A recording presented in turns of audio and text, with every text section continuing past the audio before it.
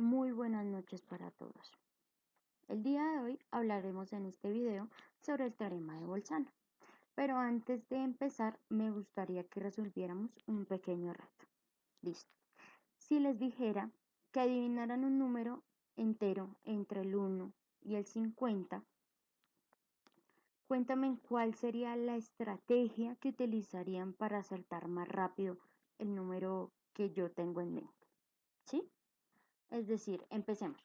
Por ejemplo, ustedes me dicen 48 y yo les diría más o menos, ¿cierto? O mayor o menor, ¿cierto?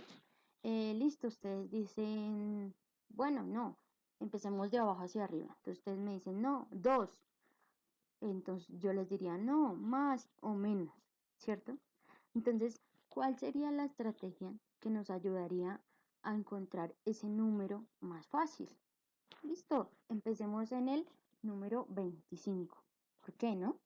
Porque si yo les digo ahí más o menos, ustedes ya saben si partir del 25 hacia arriba o partir del 25 hacia abajo. Y sería muchísimo más fácil encontrar el número que estamos buscando. ¿Listo? Ahora sí, sigamos con nuestro teorema de Bolzano. Y digamos, y presentemos aquí qué nos dice nuestro enunciado.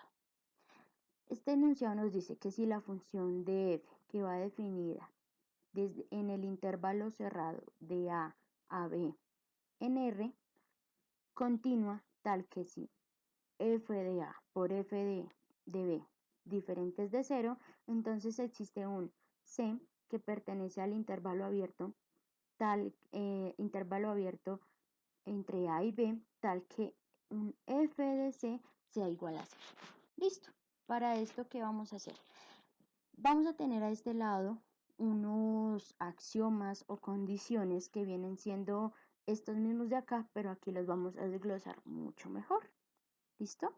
Entonces, y basados en esta imagen, vamos a imaginar lo siguiente. Entonces, vamos a imaginar que tenemos una función, como la que está acá. El intervalo es de a a b, ¿cierto? Entonces aquí tenemos de a b. Pues la función debe ser continua en el intervalo cerrado de a y b. Listo, entonces tenemos nuestra función en el intervalo cerrado de a y b, nuestra función y en el intervalo que nos dicen. Y además de eso, esta función debe ser continua. ¿Eso qué quiere decir? Que yo puedo dibujar aquí la función sin alzar en este caso el cursor. Y miren que lo hice. Lo cual quiere decir que nuestra función en este momento es continua. ¿Listo? Por otro lado, ¿qué nos dice acá?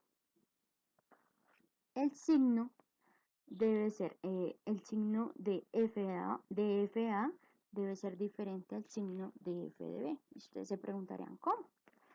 Listo, de la siguiente manera. Tenemos aquí a f de a, ¿cierto? Bueno, esta sería nuestra segunda condición. Y es que el signo de un extremo, es decir, este, y el signo del otro extremo, sean totalmente diferentes o distintos. Ejemplo, aquí f de a es negativa, ¿cierto? Está en la parte negativa. Y f de b está en la parte positiva.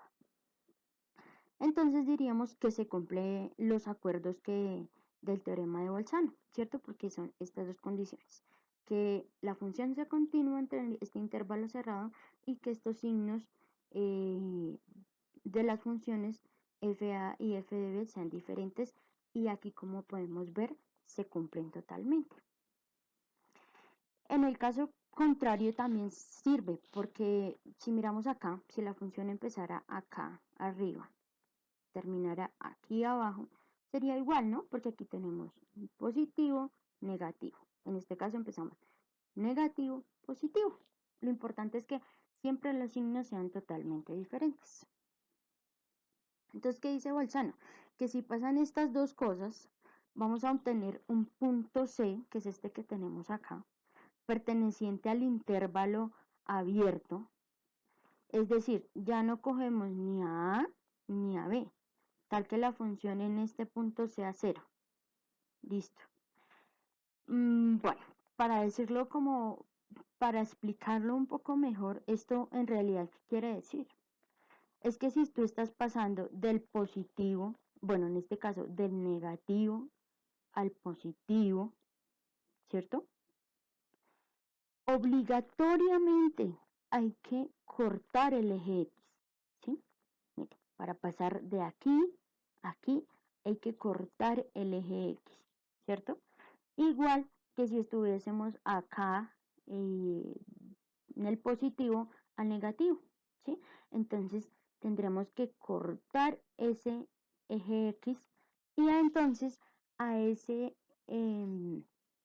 a esa, a eso que llamamos que obligatoriamente hay que cortar el eje X, le llamaremos el C, ¿sí? Entonces aquí decimos que este eh, f de c es igual a 0, ¿sí? Entonces aquí tenemos que la función f de c es igual a 0. Muchachos, esto lo vamos a ver muy y más claramente en un ejercicio en clase. ¿Qué nos dice ese ejercicio? Demostrar que la ecuación x al cuadrado más x menos 3 tiene al menos una solución en el intervalo abierto 1,2. Perdón, el intervalo 1,2. ¿Listo? Entonces desarrollaremos ese ejercicio en clase, muchachos. Bye, bye.